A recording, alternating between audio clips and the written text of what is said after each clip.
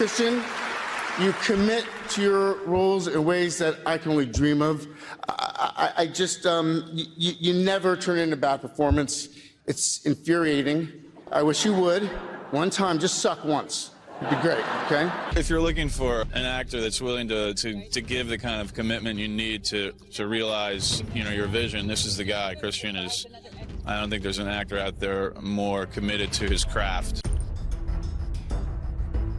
I mean, I knew from working with Christian before, he just does something unique. And, Christian's pretty well known for going to any lengths to get someone physically what they could look like. And to me, that was the guy I wanted to see do it. I mean, we could have easily found someone else who already looked like him and could kind of do an impersonation. And then as soon as Christian hooked on it, sure enough, he just went so deep with it. We can make this work. But I don't suspect anybody would have ever said, oh yeah, Dick Cheney, Christian Bale, yeah. The deal that Adam and I made was I said to him, okay, look, what I'm gonna do is I'm going to try as much as I can to come at it from a positive point of view of Cheney, that this must not be a predictable film. This must be a surprising film. This must surprise people. This must be attractive to people no matter which side of the political spectrum they're on. That it's a look at how and why we've come to be in the situation that we're in today. That this was a man who was absolutely an incredibly consequential vice president, a very influential man, a man of real gravitas and power, a man of absolute brilliance in how to work the dynamics of government. And without him, we would not be where we are today at all. Really enjoyed the immersion that took, even though it was like the 4 hours in the chair and whatnot. I'd never believed that it could be possible that I could play him, and to give it a shot, it was a wonderful risk. Ready for the holidays, though? You worked hard for it. I can play Santa. This is real. This is real. Yeah. Dude, that's crazy. All right. You were so shredded the last time I saw you. What have you been doing? Eating That's everything? what he does. Everything? Eating everything. How many pounds did you put on? I thought it wasn't just for fun that I decided to shave my head, bleach my eyebrows, and put on 40 pounds. This is a canvas by which these superb makeup artists create Cheney. So how did you gain 40 pounds? Did you just eat anything? I did that when I was pregnant. Did you just eat whatever you wanted, when you wanted? It was the first time in my life that I realized I had to do this in a smart way. I've lost weight, I've gained weight, I never went to a nutritionist in my life. It was the first time that I said, you know what, I better really do this the right way. And why did you decide that now? Well, because in the past, like for losing weight, I went, I'll just smoke and drink whiskey and never eat anything. I like to look in the mirror and see somebody totally different from me. It just helps me a great deal. I never studied acting at all, so I just make it up as I go along. So I like that. I like looking in the mirror and going, I ain't there. And the Oscar goes to Christian Bale, The Fighter. This isn't the first time that you've lost a lot of weight for a role. You did it for The Machinist as well. When you accepted to take this role, did you think twice about accepting it because of the physical sacrifice you had to do? And is there any sort of thing that you wouldn't do to yourself physically at this point in your career? I mean, in honesty, I just liked the character, and then it wasn't until a little bit later I went, oh, he's welterweight, isn't he? Oh, he's a crackhead. How many fat crackheads do you see? I mean, and then realised that that's what I'd have to do. But the thing is, a lot of people see it as a gimmick, and it's not a gimmick. They say, hey, give a quiet performance. You can give a quiet performance and lose a lot of weight. I mean, do you know how much it takes to do that? So if it's necessary, I'll do it, I'm getting a little bit older now. I'm starting to recognize if I do too much, there may be no coming back from it. I don't have quite that same mentality which I did only a few years back, where I felt I was invincible. I'm happy that I've done what I've done. Who knows? Maybe that'll be the last of it. But I've said that a few times before. I've seen him do some pretty amazing things physically and emotionally as an actor. I think he could be an incredible Dick Eklund. Am I looking right in the camera here? You were phenomenal in the film. Thank you. And my favorite thing was at the end of the film, they showed the real Dickie. Right, yeah, it's a nice ad, isn't it? But it's like you nailed the character. Did you spend a lot of time with him? Absolutely, yeah. Yeah, we were out in Lowell and went around all his haunts. There's a scene at the beginning of the movie with Dickie walking down the street, and he's kind of like the mayor of the streets, and that's what it's really like walking around with Dickie. You know, there's people hanging out in cars or shouting hi to him, going in and out of barbershops and everything. And we went around, you know, I was meeting policemen who have arrested him 10 times. Right. You know, he knows on a first name basis, going around crack houses they used to be at, gyms they used to train at. You know, for a good 3 weeks or something like that, we were just together every day. And thank God Dickie liked it, because otherwise he could have just caused such havoc and just closed down the damn production, because he's got that power in Lowell. And I loved it. I loved playing Dickie. But the mentality that you had to get into that crack addiction, and that losing that weight. I mean, like, how hard is that for you? How much weight did you lose, by the way? I never got on a scale. I just wanted to look right, you know. So it didn't really matter to me about what the numbers were. Right. A couple of reasons. I had to look like a welterweight, you know, which I don't look like naturally. But also had to be able to portray the crackhead side of it. But then also after he went to jail, he got clean. And he's always very wiry, you know. I mean, the guy's in his 50s, he's still got a six-pack, you know. But to be able to look healthier for that period of the movie. You look a bit thinner in the film than you are now.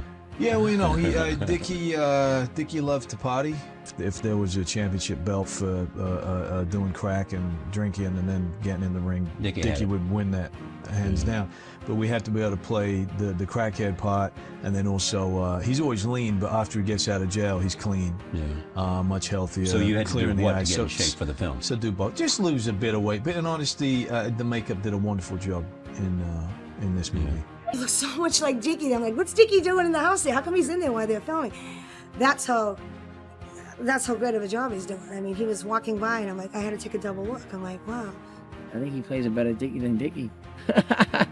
You know, if that's possible. He was like right on. Christian in real life is a lot more like Mickey, a quiet guy.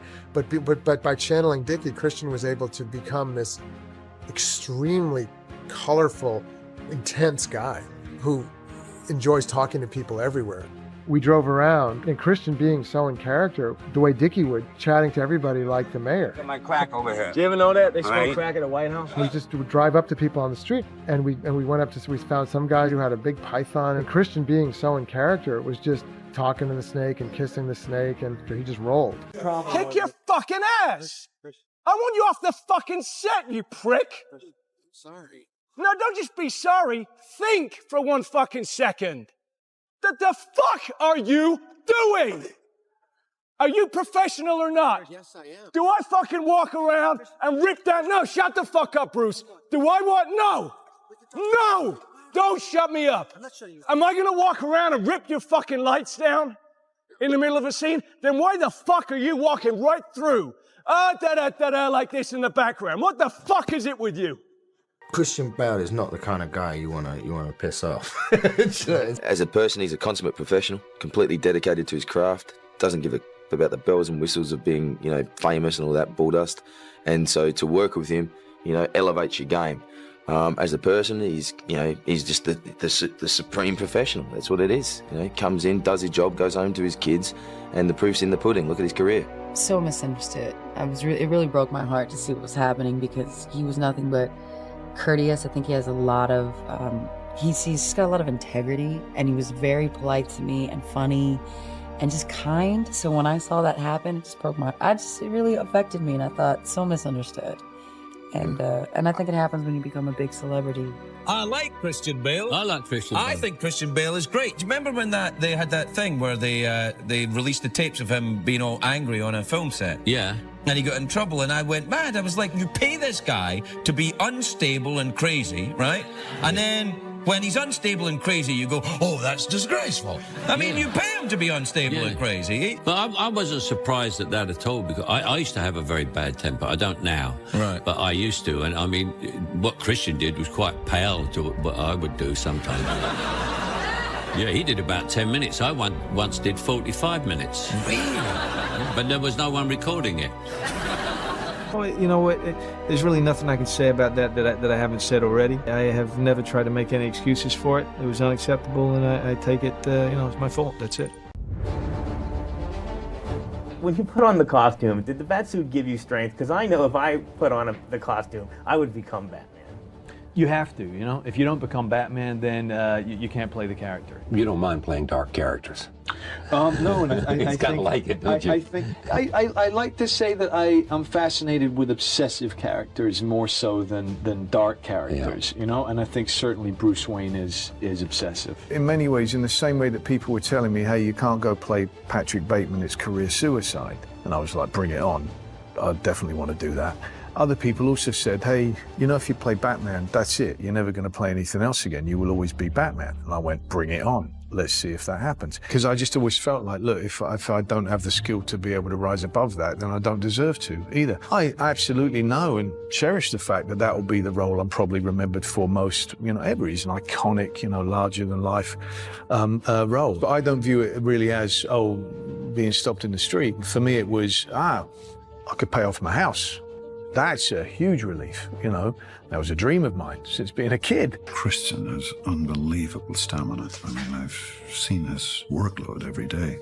And if he does get 2 hours off in the morning, he has to rehearse a fight. In terms of the fights, Christian learnt every single fight. He did every single fight. I like the possibility of being able to have some kind of stunt sequence and then you can zoom in and whatever, you know, and you see that it's a real person. You've got to have somebody playing Bruce Wayne whose eyes you can look into and just see the intensity, see all of the qualities of self-discipline and focus that Bruce Wayne's going to require to transform himself into Batman.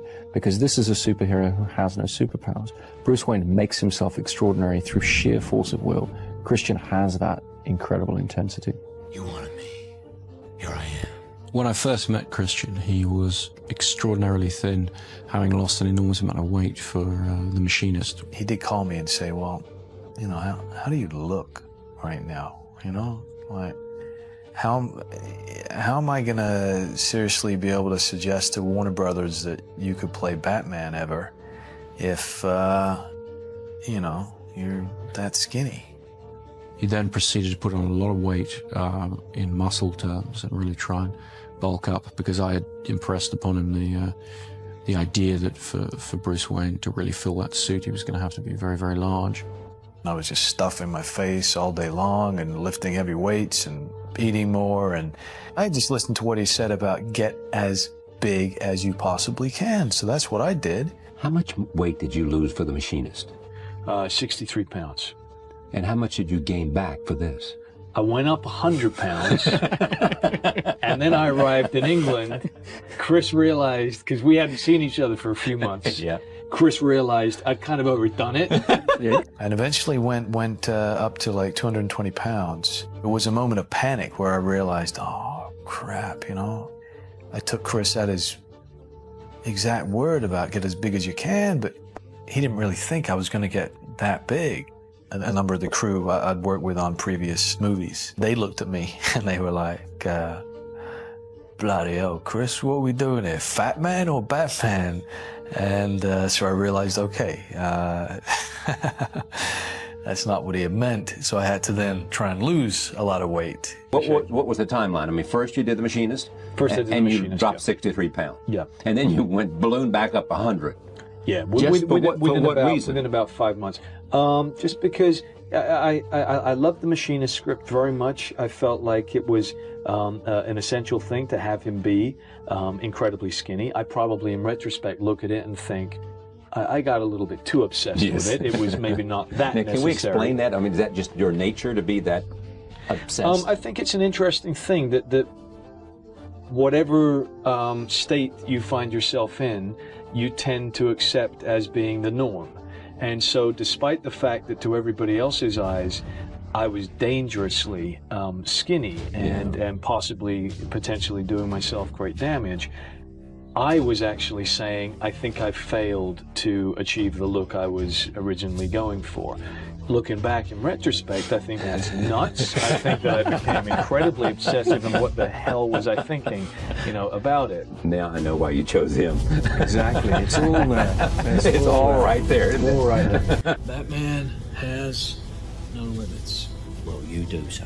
Well, can't afford to know him. Christian showed extraordinary levels of self-discipline and dedication to the role to be able to do that. A lot of actors, when you start working with them, they'll say they're going to lose a bit of weight for the part or whatever, and the wardrobe people will kind of roll their eyes and go, yeah, sure, because they very often don't. And I had to warn the wardrobe people on this film that he was actually going to do what he said he was going to do. It really was. It was a very tight schedule, but I just about managed it before we started filming. The Machinist really took Christian Bale's acting commitment to the next level. Here's a guy that put his health at risk. We're talking over 60, 63 pounds to get an emaciated look. The Machinist is a sort of dark character study about a man who has committed a crime and has somehow blocked it out of his memory. It concerns a machinist who is dying of insomnia, a man who is plagued with guilt. I haven't slept in a year. One of the first people that came to mind to play the role of Trevor Resnick, the lead character in the story, was Christian Bale. We got the script to Christian, and sure enough, he was really fascinated by the story and the character. I know who you are. I'd come off of making a couple of films that I'd been less than satisfied with, and just really wanted something where I could become immersed and obsessed with it. This is something that is an essential part of the whole storyline. He must be looking absolutely terrible and emaciated. If you were any thinner, you wouldn't exist. I never recovered from my first meeting with Christian, and I had like bad dreams for a couple nights, like concentration camps and things like that. And I kept reminding myself, like, he's an actor and he's choosing to do this for a role, because it looks, he just looks devastated. I mean, he looks horrible. I have to do the part justice, and it's essential that the guy be incredibly gaunt,